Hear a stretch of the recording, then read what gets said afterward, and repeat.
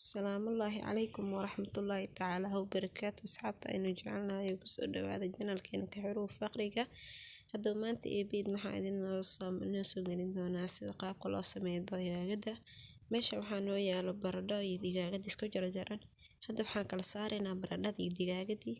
Digaagada waxaan ku ridan doonaa digsiga aan ku karin lahayn oo waxaa ka soo qaadi doonaa iyadoo biyo meesha aan ku dhaqnayni. Hadda waxaa keenay digsigii aan ku karsan lahayn dhammaanteed waa kasoo wada bixinaynaa oo waxaan kusoo ridanaynaa digsigii.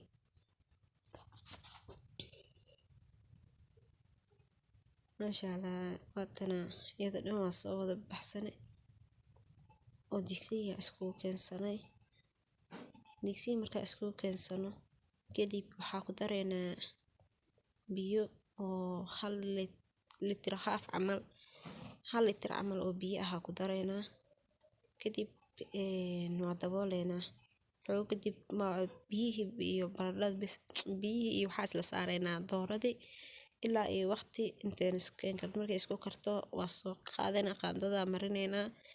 Kadib waa dabooleynaa dan waxaa soo qaadanaynaa digaagad xoogo maasha Allah weynay ahayd marka waqtigii qaadanay karitaankeeda marka aniga in waqti fudud inuu igu soo koraa raba bacdeen waxaan ku miiraa liin dhanaanta waxay ku fududeynay in waqti hore uu ku bislaado waqtiga ay ka qaadan lahayd inay ku bislaato ka hor inay ku bislaatay ka qaadanay dhadhanna way ku siinay cunnada.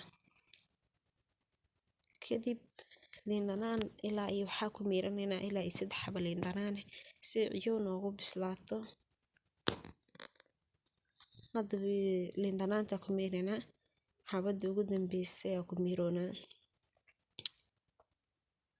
xabada liin dhanaanta ugu dambeysay jeexeedii labaada ku miirnay bis qaandada marinayna waa dabooleynaa. Kadib wax yar kadib waa soo noqonaynaa.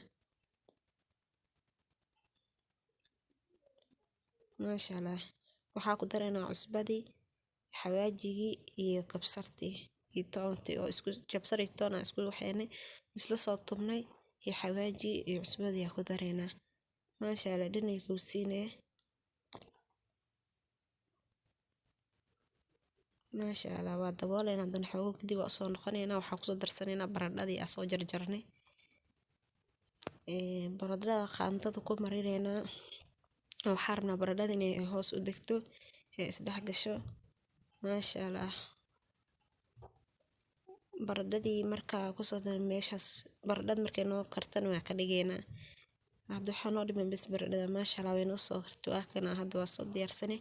Aniga barbarooniga ma jecli mid lagu karinayo suugada in kor uga dar markaa soo gur hilib inaa kor uga dar jeclahay. Barbarooni waa ka soo noo yaala laba xabrooti laba qofood cunadooda meesh ku soo diyaarsanay. Masha Allah saasay noogu soo kartay iyada dhan inta mid Masha Allah ku kulmi doona waxaan idinkaga taginaa sidaas iyo amaana Allah isma dhaafna naga hilmaamin share to comment iyo subscribe waxay noo tahay dhiirigelin insha Allah adiguna waxaan rajeynaynaa in wax badan naga faa'iido nagu soo beer. Assalaamu calaykum waraxmatullaahi tacaala wabarakaatuh.